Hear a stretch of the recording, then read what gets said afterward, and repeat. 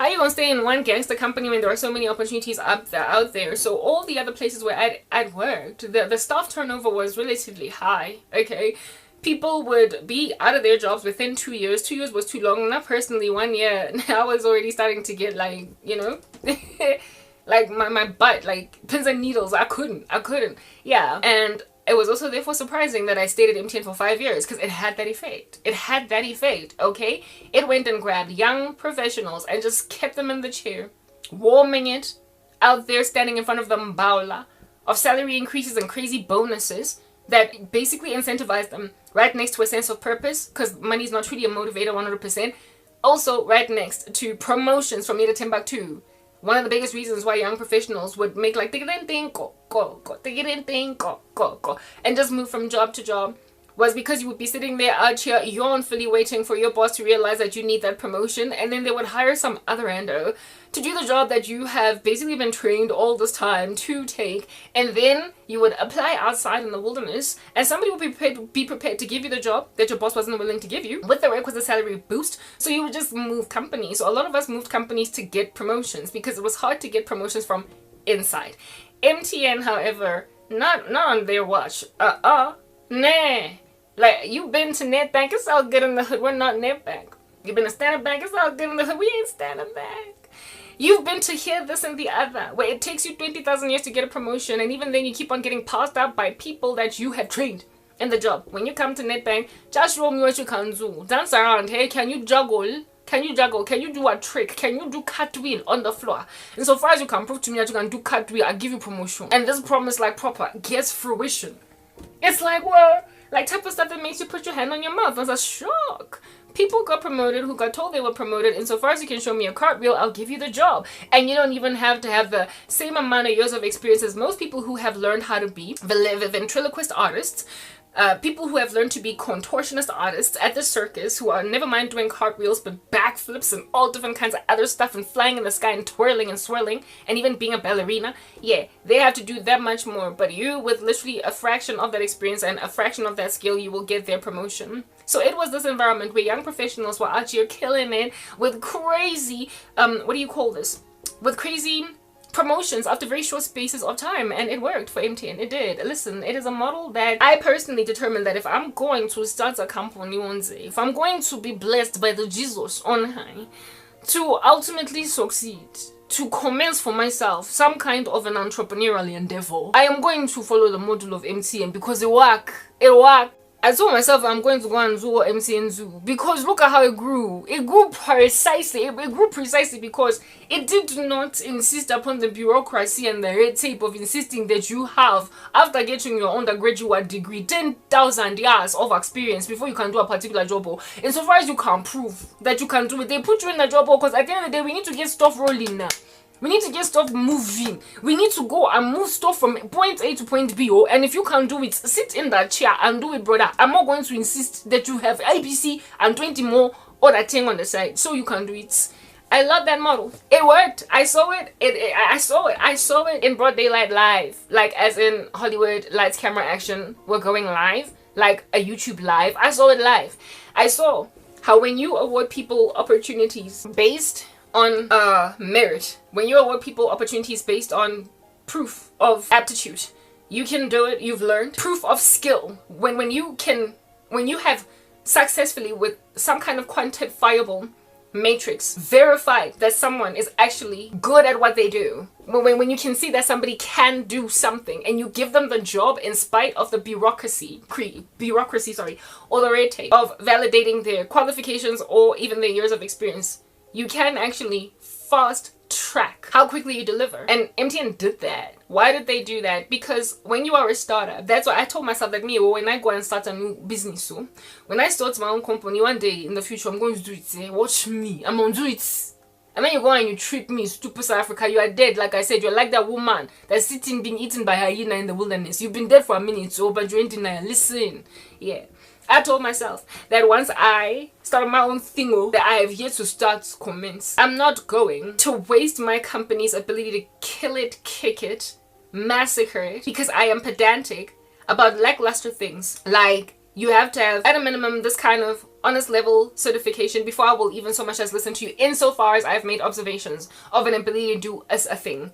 I was prepared to basically reverse engineer a person's qualifications in the sense that I will take you from the street insofar as you can show me that you can do cartwheels, okay? And then if at all I can see that you can do cartwheels because you learned them in your backyard, I'll take you to school. So that one day in the future we can say, this person who can do cartwheels went to the school of cartwheels, but they will have come into the company only with cartwheels, but no education. I will only give them the education so that I can have it on my books that my staff is educated. But I was prepared to essentially give people I was gonna start a company like that. I was gonna work that way if I was within. I was gonna work like that if at all I found myself within the management consulting space, because that's where I wanted to be. I wanted to be a fixer of companies, especially ones that are bleeding out, choking, gurgling blood. Do you understand? Unable to come up for air, just like at the precipice of death. I wanted to bring them back alive again. And I knew that it was possible to bring people back from the precipice of death because using cheap resources, like cheap skills, like people that don't really cost all that much because literally they don't have the bargaining power to out here be billing me 10 million bucks just to do a 5-hour job, because you don't have the skills, you don't have the quality, you don't have the skills per se, but the qualifications. I wanted to build businesses or bring them from the brink of death using pioneering ideas that are tried and tested, proven hypotheses, and disregarding pedanticism concerning the not skills set. Skills are important, but the whole dossier encircling a human being that apparently allegedly makes them a valuable skill in the company. I saw that it's flawed when I started working for MTN. And also because I knew myself, okay? I knew that I was good at much of what I did, and yet I was yet to get my degree. And MTN was not the only place that gave me a shot in spite of me not yet being qualified. It was pretty much almost everywhere where I went, because I was so crazy intelligent, I was so smart, that I got given promotions without the jobs, and my bosses, the promotions without the qualifications. And however, my bosses were always at the interviews on some, but you gotta finish school. They always gave me that, look, I'll take you on board because you're gonna get this thing done, but you have to be studying at the same time as working, because I have to at some point be able to map you sitting in this as a warm body in this chair right back to the fact that you are also similarly qualified. I was never gonna disappoint them. I was working on my degree when I lost everything. I was never gonna drop the ball in that particular regard, but that's how I grew violently up the corporate ladder without having a degree. I was given a shot because I was good enough, and seeing as it worked on me, that model, I intended to one day employ it in my own company, that you saw it fit to us attend our own comments, idiots. Anyway, whatever, right? Before, I was the only unique individual in these spaces that had those kinds of credentials. When I was a trainer at Nedbank, I was a kid pretty much, and the only one that did not have a qualification.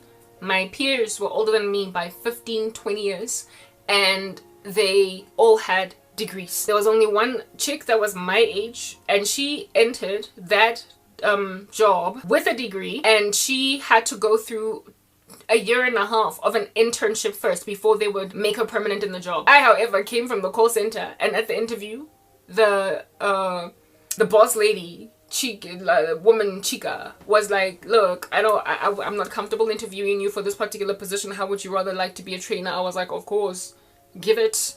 And I ran with it, and that's how I got that particular job. So I've been awarded opportunities, just basically people going out on a limb and in good faith, goodwill, putting me in jobs that required a lot more qualification in terms of paper, and hoped that I wouldn't disappoint them, and I never did. Okay, that's how it worked with me. But I was largely the only person with that going down. MTN, however, was the first company that I ever worked for that employed that as a strategy, and it worked wonders for it in the beginning of its life, up until it became a teenager. Do you understand? That was now actually throwing its toys out the cart. Like I said, MTN was like that kid that is a star student in primary school. She every teacher's pet, and then it becomes a teenager and nobody knows what's going on because it's acting up. It was like that, okay? And so when I walked into that gangster company at the age of 25, the company at that stage was, I think, only about 20 years old, more or less. It was young. It was really young. And okay, MTN was really young when I first started working in the company, and yet for the youth that it wore, it was doing violently well, like terribly well, terrifically, if like for a better word. Okay, let's use a better word, terrifically well. It was doing well, but at the time when I started, it was already starting to decline. It was already on a downward slope. Like I said, it was a terrible teen. Imagine being a straight A student all throughout primary school. Everybody loves you. You basically nobody can touch you. You're MC Hammer. And you know that people respect you, people love you, and people will always turn to you. You're the kid that all the other kids go to for tutorials. You're the one that everybody trusts. You're the teacher, you're the class monitor. You're the one that writes down all the names of the bad kids in school. When you've got that kind of reputation for yourself, amen. You know the saying, trust is very easy to break and hard to build. When people have gotten to a place where they have trusted you that much, it's easy to decimate that trust on you. But the amount of disappointment that people feel in you when you are that trusted is just astronomical. The amount of disappointment that people feel against you when you were that trusted child, when you start to drop the ball, will sometimes cause them to think that it's a season, it's a phase, it's passing, and try to give you a chance over and over again. And with each new chance will be an eroding away of trust that you had amassed for yourself. And once you have lost that trust, getting it back, lebala, you're basically gonna have to walk on water. You will always be in the eyes of people who knew you in your former space as a has-been. You will be at the height of his glory, at the prime of their life, at the time when they were at the best of themselves. You couldn't tell that chick jack, dog. You couldn't tell that dude anything. Like, he was so good at what he did when he was at the height of his glory. The thing that he is today is just a fraction of what he used to be. He's like 5%, dog, of what he used to be. If anything, negative 5%. Lomun Lorna was walking on water. He was a soaring bird in the sky. No one could bring him down. Maybe example ya wonke umuntu la emgaqweni. So ungambona nje na, usikamubona aswabile so. He was the best in the game at some point. I don't know about you, but anyone that is enduring that kind of has-been situation, angaziwa ningarepenti zinja, because it can't be fun to be spoken of like that.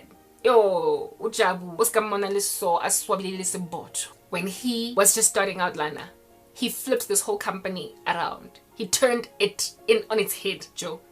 In just 2 months. Everyone that came before him, in and out. But the badutsi for jara in that job, wafika, and in 2 months he had already flipped them out. This dude was a star. Who wants to be that Jabu? Who wants to be that Renelwe? Who wants to be that Sally? Who? Whatever. That's South Africa. Okay? Like, I'm over you. But let's carry on talking about MTN.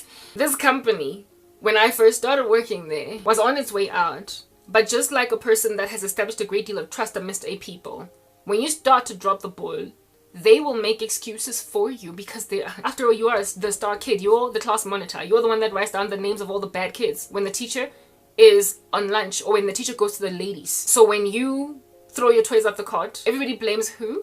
When you start to throw your toys out the cart, they will say, is something happening at home, little Johnny? Is your dad beating you? Is your mom unfair? Is your older brother touching you in private places? Is your uncle harassing you? Did you lose a loved one? Are you bereaved? Is it because of something happening at home, little Johnny? Yeah, initially when a kid starts acting up like that, go blame one. Mama, no baba, no uncle, older brother, proper. People be out there doing an investigation trying to find out if the kid is getting touched. Kantinja and feel like changed overnight. That's it. Like, this person just made a decision that they stank. Like, one day they just made a decision to stank. Daddy ain't got jack to do with it. He's just as disappointed. Mama ain't got jack to do with it. She's just as disappointed. But when therapists, psychologists at school be out there interviewing this random, they will first start to think that bamu trapa go gae, bamu siaga di bruzu, bamu kiela mo ga friji busu kaofela. That's why this child is changing, because last year he was a star. Some people don't need any triggers to change. Do you understand? They just do. And I'm here to try and counsel individuals to do a different thing, because little by right. And among the things that transform you literally over like night, all y'all's dabbling with sorcery. You be out your gobbling holidays sa winter. But demons, they are gonna make you drop the ball on a reputation you established for yourself. Hey? Rolling with the homies. You pride yourself in having scroll after scroll after scroll in primary school. Blazer yahaho is littered. That is scroll. It's athletics, it's academics, it's debate. Go primary. You've done that at Stedford. You are that chick. You are captain of every team. Hockey, swimming, netball. Hi, Shem. And then you get to high school, oh, swaba. What are you doing? Joe. Frame a blazer ya go primary because you will never get it in high school. You will remember those kids from Gandhi Square, eh? Vanderbilt. But the blazer, they're like the blazer of a woman that likes to hoard in the house. Scroll on the left and on the right. Everything. And on top of that, the badges. So first is the scrolls that are sewn into the blazer. And then there's the silver lapels, the pins. Deputy head girl. Captain debate team. A lot like how when they go through a metal detector. And then at the dry cleaners, specific instructions as to how to clean this blazer, because after all it's got all those scrolls and you can't just wash a blazer that's got many scrolls some any kind of way rough. So extra 100 rand to get this properly dry cleaned. When your kids got that kind of blazer in primary school. About looking at high school how sheba, how ripwa, how sheba, how trapui, how trapiwi, how sheba, how namoto omowakang, how sheba. There's nobody giving this kid any kind of grief. It's just a decision that they've made to just lose all that cool. I'm sorry, like whatever. This nation is like that kid. Witches, you're like that kid proper. When you dabble with your gangster witchcraft magic and you stop being that chick with the scroll sitting at the bill that's going to bore everyone because you're an overachiever. Ukenya wonke umuntu because anantosa khona uyetsa umupila o smart onale magwekwe o onale clear skin. You don't have acne while everybody else has it. Top of that, you're a star swimmer. Top of that, you're a star athlete. Top of that, everything anantosha. Bese uyoba isiboto in high school, huh? I'm Shem sisters. Go. Samaya went on my baton. We had a guy like that in my high school. A brother pair.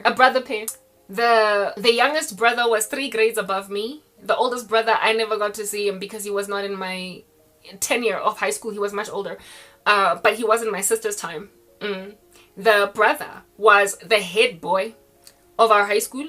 The older brother was the head boy of our high school. Are you listening to this? The older brother, white boys, right? The older brother was the head boy of our high school in the season when my sister was, I think, in grade 9 in Sir John Adamson. This boy was the head boy of Sir John Adamson High School in that year. His younger brother was the deputy head when I was in grade 8. So they were older, these boys, right? When I was in grade 8, his younger brother was deputy head. So Ampor, head boy. Athletes. Do you understand? Now, when I was in grade 9, he was the head boy. When I was in grade 8, he was, I guess, the prospect for head boy or deputy head. Then I basically saw him in grade 8 and grade 9. Grade 8, grade 9, I had privy to this boy, right? My older sister, however, had privy to his older brother. She was privy to his older brother. To help you understand hore, batho ba itshwabisa ga kakang. Go sena motho o mo senyeditseng. O ba ba senyeditseng.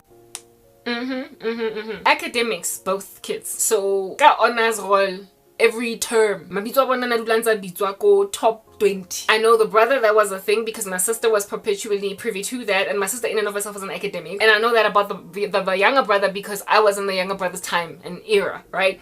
And the younger brother not only was perpetually getting called for academics across multiple subjects, but sports. That kid was so handsome. You know these American teen shows, the jocks, but they like, you know how typically good looking, like square jaws. I can't even think of one just based on an American show that I have seen, but just bo handsome, bo hectic, like the whole alpha male typical white boy jock look.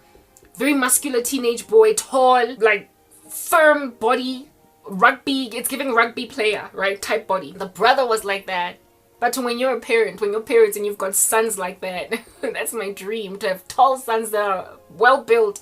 But all of South Africa, not South Africa, wherever I'm going to be staying, okay? But kids, other Gen Alpha up and comings, my sons, yo, have you seen this guy? Yeah, those boys would cause any parent to be proud. Not only, they were not merely brawn, but they were brains too. They were South Africa's future. Do you understand? Those sons, that family was given everything. That mom and dad. There were no daughters though. I bet if there were girls, everywhere, because it was just it was such a good looking family. Here is this brother pair. Both younger brother and older brother are athletes. They're tall, they're good looking, they're academic. The older brother was the head boy of our school. The younger brother was the deputy head. They go on to matriculate by a Shiatina in high school, Abu Karabo. After the younger brother, who was in matric when I was in grade 9, matriculated, he was like 1 year or 2 years, maybe when I was like grade 11, when I was in grade 11. So basically the younger brother had been out of high school for 2 years now. Hey guys, yes, things are said in these streets. Yes, drug overdose, passed away, older brother. Drug overdose, passed away, younger brother. 1 year after each other. First we heard about the older brother. Let's give them names, right? Let's say the one was Timothy, let's say their surname was Van Niekerk, right? Timothy Van Niekerk and Mark Van Niekerk, right? Let's say Timothy was the older brother, Van Niekerk, and Mark was the younger brother, Van Niekerk, right? When I was in grade 11, we hear news coming to the school because he was a head boy. Stuff like this will travel. And my older sister also found out, even though she was already out of the country, Hebatung, found out that Timothy Van Niekerk passed away from a drug overdose. So sad. All you can think about was just how good looking, how tall, what a future for the country he was. And he was gone. At that stage, Timothy Van Niekerk was a what? Young adult. He was in his 20s. Remember, he matriculated when my sister was in grade 9. And then the brother matriculated when I was in grade 9. So he was perhaps maybe 23 at this stage, right? Drug overdose. His brother passed away the next year after him. And his brother was a good, like, 4 years younger than him. 4 to 5 years younger than him. So his brother essentially died like maybe a year or 2 after high school. Like I told you, I was in grade 11. Boy, both those boys died from drugs. Both of them passed away from drug overdose. What happened? The thing that happens typically to people that are so beloved and that are so popular, they can do nothing wrong, that are so used to basically getting accoladed and praised for everything, and then they don't watch themselves and they don't maintain themselves. The world will always gun for you when you are like that. When you are Timothy and when you are Mark. You are going to have an encircling ecosystem that is literally trying to gun for your goods. Everybody is going to want you to be part of their camp, and people are going to want to bring you down to their gangster level. And because of how popular and how fabulous you are then also going to, when your former class buddy from matric sees you on campus, drunk like a skunk, also high on something strange. Dude, what are you doing? This is not like you. Come on, man. Like, we expect better from you. When then this like former high school buddy that was lowlier than you in terms of academia, etc., not at your level, then tries to rebuke you, what are you gonna say when you've already gotten all that praise? I know what I'm doing, relax, man. You're being such a stiff, you're being such a... Yeah, you get my point. So just like when you are not rebuked and when you're not told stuff is wrong persistently, sometimes you feel entitled to being left to do whatever you want to do, because after all, you can do nothing wrong. For so long, people trusted you. They basically put you on autopilot because you were able to self-regulate. For a very long amount of time, you were self-motivated. And so when you start to plunge and fall, it is disappointing and confusing to everybody on the ecosystems, on the ecosystem around you. And when then they rebuke you, when somebody raises up out of the woodworks because now it's getting too far, this self-autopiloting of yours, you're no longer doing it well. You're no longer doing it well. When then somebody does finally make a decision to raise it, because you've been on autopilot for so long, because you've been so self-motivated for so long, because you have been self-moving, self-churning, self-engineering for so long, you will find people who try to correct you. Irritating, agitating, annoying. And also, I've always known what I'm doing. Who am I? Timothy Van Niekerk. Who am I? I am Mark Van Niekerk, after all. I mean, you do know who I am, right? Go to my high school. I'm like, you know, with head boys and deputy head boys in schools, they be out here putting your name down on those boards still. It's a brown zeporang. This is the head boy of 1999, head boy of 2001, head boy of whatnot. Yeah, go to my high school. You're gonna find my name on walls, please. Relax. But now in varsity, you've dropped the ball on your athleticism because you keep on taking drugs and alcohol, so your coach dropped you, and your academics are plunging, and you are partying too much, you're drinking it up a storm, and now you're dead from a drug overdose. Literally, those parents lost the stars of South Africa 1 year after the other. I don't even know how parents deal with that kind of tragedy in a house where you lose kids one after the other. I had an ex-boyfriend that passed away from a car accident 1 year, and 2 years later his sister committed suicide. Like one family, lose 2 kids, gone, just like that. That happened with these 2 kids. I bet if anybody went to my high school, they would know who I'm talking about. They were popular, they were well known. They would know when I say Timothy Van der Westhuizen, Van Niekerk, sorry, and Mark Van Niekerk. Mark and Timothy van Niekerk. They would out be like, no, this is the real name of these people. It's this, it's this, and that. They would know who they are. It was a whole big, fat, prolific story back in the day. It was so tragic. It was so sad. It was so sad. And I was especially bummed about Mark because Mark was my deputy head. He was above me. When I was in high school, he was our deputy head boy. And he was very sweet, very kind, very all over the show, you know. He was just a great guy. He was nice. He wasn't cocky or uppity or whatever because of how awesome he was or whatever. And they died. Both him and his brother 1 year apart. Both him and his brother passed away 1 year apart from the same thing. You would imagine that after his brother died, Mark would, you know, I guess be like, oh snap, I lost my brother, this really sucks. Then stop doing drugs. Like, stop this heavy hard knock party life. But instead, they both went to eternity 1 year after the other. And I don't think it's a very happy eternity where they're at right now because of the way that they died, okay? It's unlikely that they were very serious about Jesus at the time. Yeah, that's it. That story that I just told you about Mark and Timothy van Niekerk from my high school. This is a true story. Only thing changed here are names. Alright? Yeah. That whole story that I just told you about Mark and Timothy is literally exactly the way that South Africa is. And it is literally the exact same way that MTN, the former company that I used to work for, was like. They were Mark. Hey man, I'm so like the real names of these boys are on my tongue, so I need to like exercise self-control or guard myself so as to not speak their names. They were just like Mark van Niekerk or Timothy van Niekerk. You have and again, Mark and Timothy, right?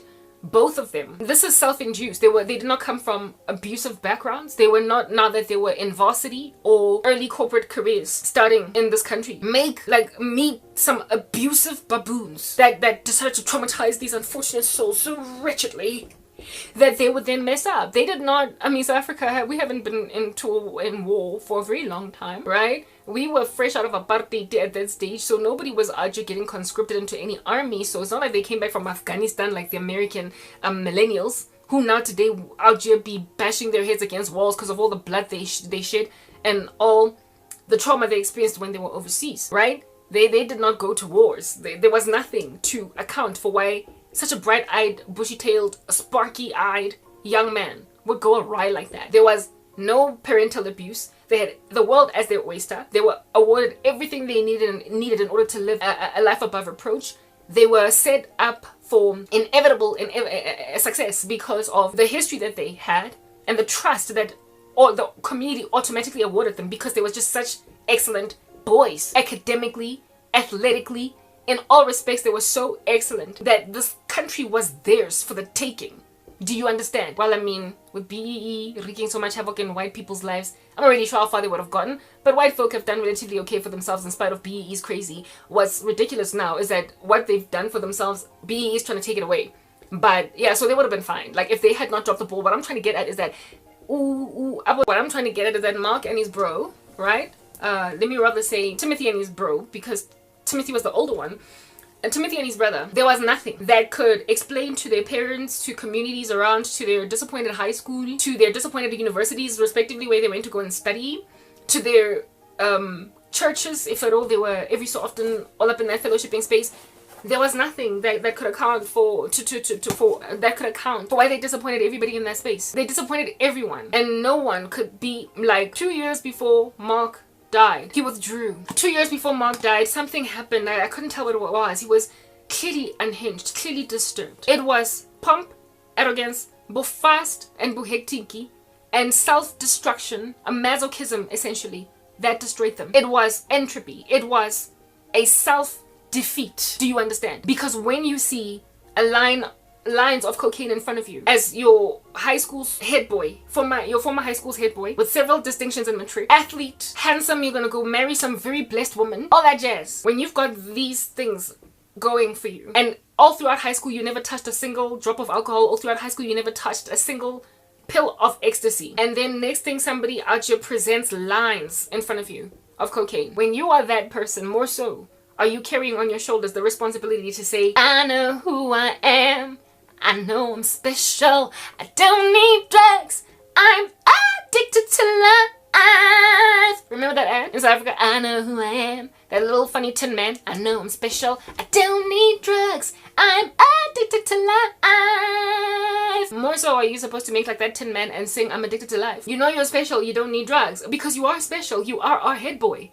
You are South Africa's future. Literally, the whole country is that. Maybe it was the pressure of being that caused them to fall apart in that capacity. Maybe it was the pressure of maintaining yourself as the best, really, that went to them, that got to their heads. But you see, once you get to a certain point, like once you get to a certain time in your life, all right, like after high school, such things should not be all up in your grill anymore, crawling up your skirt, right? So as a kid, you could feel a lot of pressure when your parents are out here looking at you to be the one that's going to take everybody out of poverty. But when you are now a young man, I mean, come on, you're already out of the woods, right? The woods of, am I gonna make it? Am I gonna crack into a job? Am I gonna, right? You are now about to go and be a man in your own right and go start a family, right? Coupled with the fact that young Mark and young Timothy did not have family problems. It's not like they were the star student that was going to finish matric and then finish university and take their mom out of a shack. They were from a relatively I can't really say that they were well off, but it was like a middle class family, like all of ours. You know, my school was populated with middle class kids.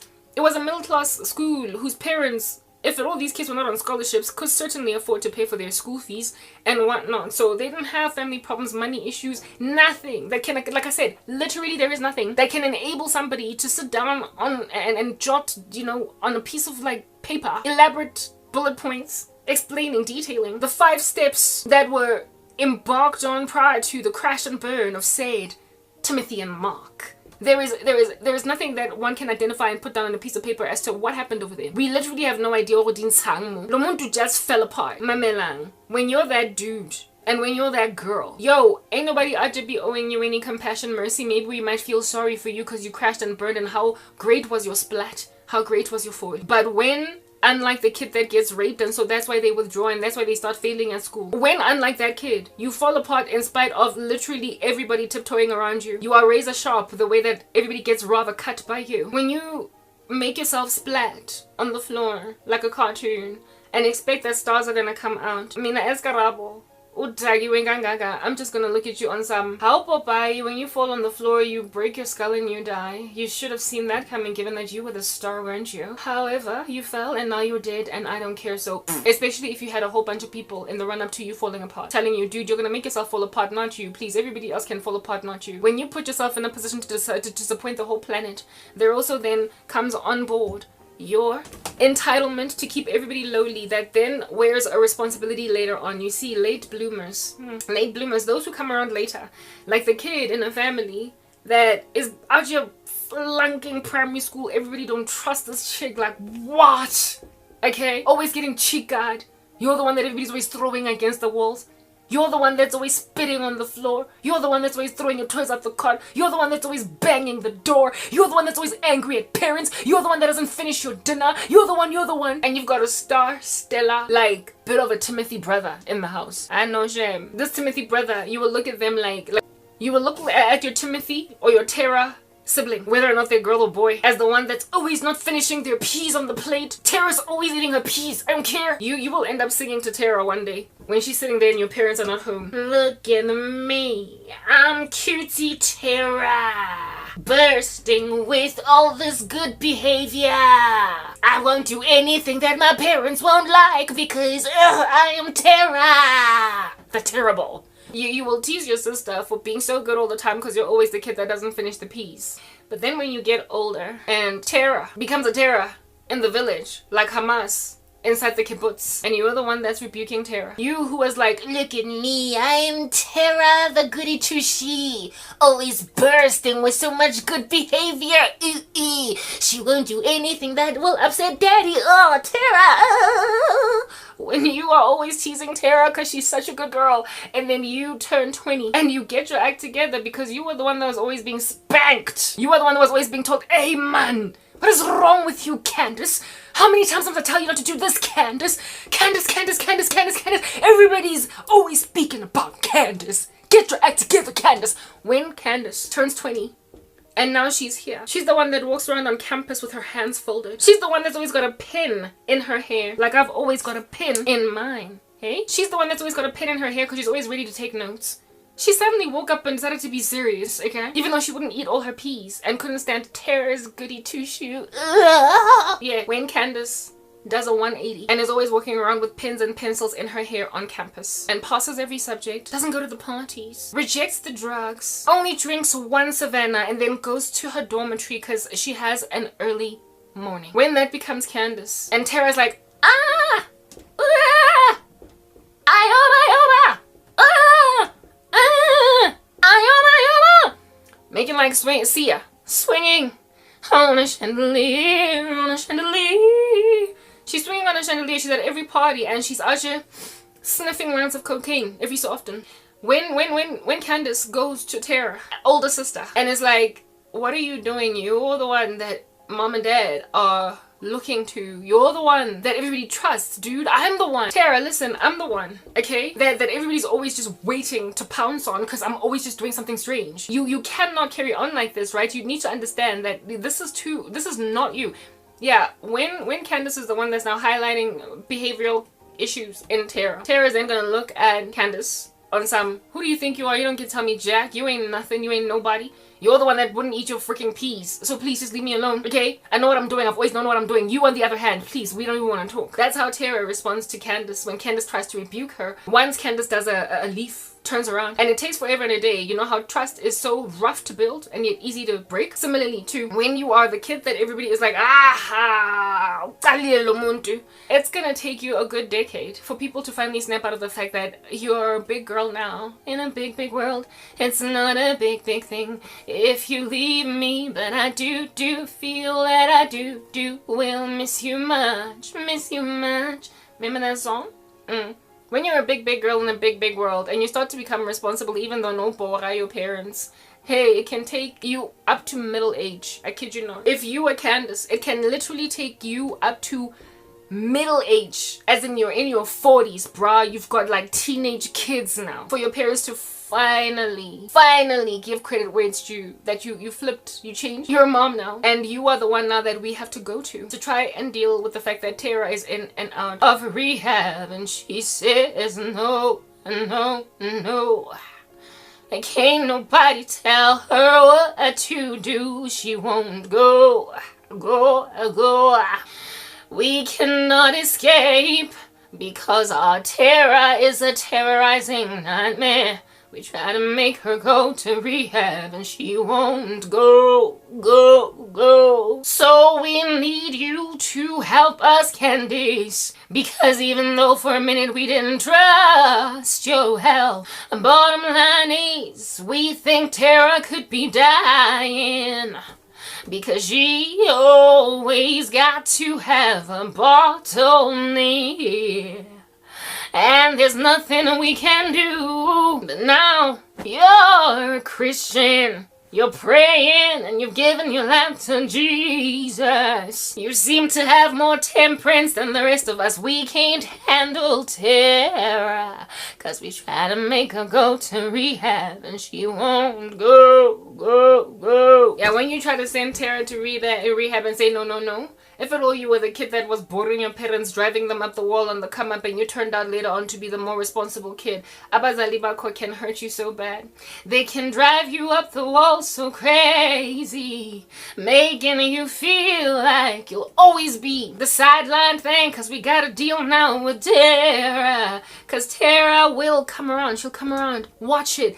While you keep on saying Lumuntu is not coming around, this person is not coming around, your parents will literally, about when you can relate. If you were the disappointing kid, your parents will literally wait until you turn 50 to finally knock on your door and ask for help concerning the one that was always their star. Your parents will wait until you are 35 on the hospital bed giving birth to your 4th child. You are thoroughly disabled from an epidural. You can't walk. But because of just how far gone your former star sibling now is, they will tell you, get over your epidural, we'll give you a wheelchair, we need you to intervene. Mara, before then, the disrespect, the overlooking, the comprehensive decision to pretend like you are not the one who's turned a leaf. You will not only be downtrodden by your own parents and disregarded as a prospective intervener, right? But Terror 2. Terror, essentially the star turned awry, will also terrorize you with things that they say that are from 1994. Yeah, the fact that you wouldn't eat your peas, and the fact that like you wouldn't stop like failing geography. What's wrong with you? Yeah, they will raise the fact that you kept on having your mom and your dad get called to school because you were such a bad girl. You're always in detention. Yeah, you were always in detention in matric, please. You didn't even get to become prefect. We're trying to get you to go to rehab and you're saying no. No, you are far gone, you're on your deathbed and you won't go. All that you're concerned about is the fact that I gave my teachers grief when I was in grade 11, but you are drowning in sorrow. We are like what? Almost 90 now? And the fact that I gave my teachers grief in grade 11 is the only thing you're still holding on to. That's the thing about former stars. They will keep on highlighting that which was their stellar achievement when they were in the stellar achievement season, at the expense of people who have done a much better thing later on. Mzansi Afrika desu, to this South Africa of yours. That's a monstrosity. That's already dead in the wilderness. It's just like Terra, okay? It's like Timothy and Mark, okay? It's dead, and it's not yet in the ground, but there's the admin to discovering its cadaver in the wilderness. And before we come to conclude that a funeral procession must not necessarily be held, the level of insolence, derision, putrid miscommunication and miscommunication of your name and misappropriation of your reputation by this dwindling, dying former star will be so haughty, and you will perpetually keep on getting harassed with pain from structures in the ecosystem in the periphery on the left and on the right, okay, that absolutely refuse to realize that the tables literally have turned, and that Terra is now Candace and Candace is now Terra, and that there is no way out of this other than through the Candace who Aja gave their grade 11 math teacher hives. The way she was just so crazy in school. Nobody expected her to become anything. But then next thing, first year varsity, she's out here walking on campus like that. So neat. Are you high, girl?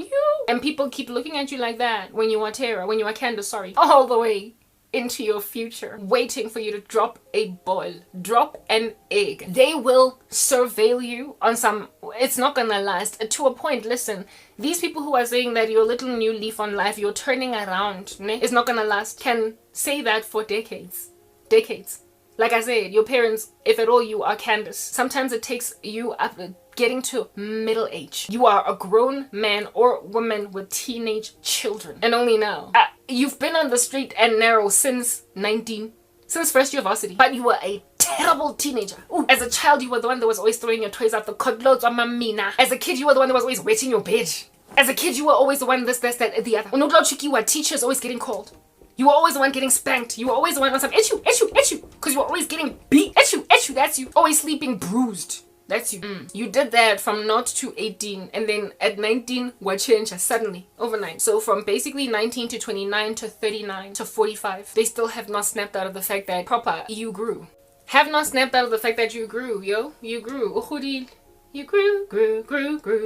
Like the song. You grew. It happens. And then you grew on time. You were able to be a responsible adult, even though you were a tiresome child. And you will forever be in the shadow of a sibling or siblings that your parents held onto for dear life, like singing them Unchained Melody. Oh, my Terra, my beautiful, precious, most adorable daughter, I hunger for your achievement. A long, lonely time, cause I haven't seen it for 15 years now, and this time it goes by when I'm trying to get you to recover so slowly. And this time in it, you've broken me so much, but I still think that you are my ideal child, and I need you to recover. Cause what's Candace and Renelo gonna do for me? Oh, my precious Terra, I need you to recover, baby. Godspeed your recovery and return you to me. Cause I can't trust Candace and Renelo sitting here. After all, they gave the geography teacher so much grief. I want you, not them. Come to me. Oh, my precious Terra, you got 7 distinctions in matric. Come to me. And these mama daddy pairs will be out just singing Unchained Melody to a kid that is 5 seconds away from the grave if they don't embark on a very serious intervention by causing the undermining of terror by his or her terrorized, ignored, disregarded, overlooked siblings. Because there is nothing that works better to correct a crazy older or a crazy much preferred child than to use the child that was the one that was set up for failure, supposed to turn up nothing, hollow note and ash, zero. When you use these zero children to show up the star kid that is now like Amy Winehouse, that has been getting told go to rehab, and she said no, no, no, can't nobody tell me what to do, I won't go, go,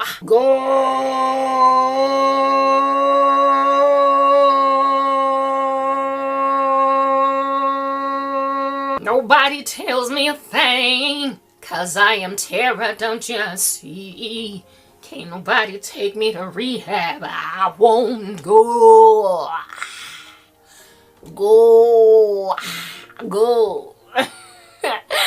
Yeah, nobody deals with Amy. They only join the 27 club, but for their undermined suite, their undermined conglomerate, the undermined caucus of disregarded souls on the left and on the right of the star performer. If you don't enable and raise up the undermined horde, just like Amy Winehouse, Tara will join the 27 club. Just like Timothy and just like Mark, Tara will join the OD club. Parents or structures of authority that don't quickly discipline a structure the way that they ought discipline it and award credit where it ought to be awarded can literally kill their favorite child simply because you're still looking at them as, look at Tara, she's like Sandra D, bursting with such great behavior. She won't go anywhere near anything I won't have her go near, so please love my Tara B. And then little Candace rocks up and is like, goodbye to Tara B. 'Cause one Bora, absent of the mom and absent of the dad, essentially structures that have trusted this kid, absent of them realizing that we can no longer rely on this kid and literally make it clear that I unchoose you and I choose that which is reliable now. Tara will never recover. She will go in the grave just like Amy Winehouse. She will go in the grave just like Timothy and Mark. They will die. They will die. Literally, South Africa is passing away because it refuses to acknowledge that other people are now better than the ones that were once stars. Look at our ANC. Look at our former struggle heroes, our war vets, if you want to call them that. Yes, like Rabishima and Mara, they were terror, okay? They were stars in the struggle. They were heroes that took us out of apartheid. If at all they had perished, we would read about them the way that we read about Steve Biko, Namhlanje. If they had died in the apartheid regime, they would have been better maintained in terms of historical longevity. Now they've lost their reputations, and people are still holding on to them for dear life. Do you understand? There's Sandra D, bursting with virginity. Won't go to bed till I'm lawfully wed. Oh, look at me, I'm Sandra D. Goodbye to Sandra D. That's what all of us have been saying out here in these streets. I love virginity. Please don't make no. I'm just trying to use an analogy here to help you understand what happens with the goody two-shoe kid and the climate of kids that are like not so goody two-shoes. Everybody else be out just saying goodbye to Sandra D. Yeah, that's what's good. But when that kid that's like goodbye to Sandra D is now pretty much Sandra D. Sandra D hates that. Sandra D does not want anybody else taking their position. But the only way to handle Sandra D is by acknowledging, admitting that somebody else is not Sandra D. Proper, like what happens with pageants. Take examples from pageants in your stride. Pageants are a perfect example right now. In pageantry, there's a first princess and then a second princess and then there is the winner, okay? You RGB killing it. Remember how, is it Fat, no not Fat Joe. It can't be Fat Joe, but it was in the was it Fat Joe? Our comedian? No, it was Jamie Foxx. Yeah, Fat Joe used to tease Felicia Mabuza a lot. That's why I'm thinking about Fat Joe when I was coming up. Fat Joe was equivalent, but more or less on the same level when it came to mocking certain celebrities as Jamie Foxx. Remember on the Jamie Foxx show, Vanessa Williams, after losing, she won Miss America, and then she lost it because pornographic images of her came out on in public spaces, and she lost her title. And then Jamie Foxx teased it in his show, and there's a song, you know how Vanessa Williams has that song, sometimes the wind comes down in June, sometimes the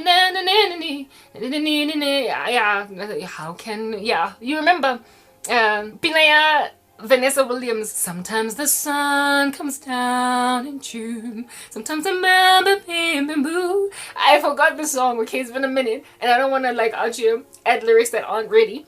But Jamie Foxx did a spoof of that Vanessa Williams song after she lost her title, Miss America. It was funny, but nobody should be out here laughing at a woman's sorrow. But Jamie Foxx really did make a joke out of it. It was funny.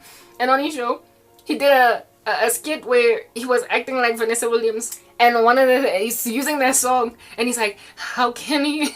I don't want to laugh because it was funny. Jamie Foxx with a crown on his head. Now it wasn't Jamie, but some other woman was wearing a crown on her head. And she's singing, oh goodness,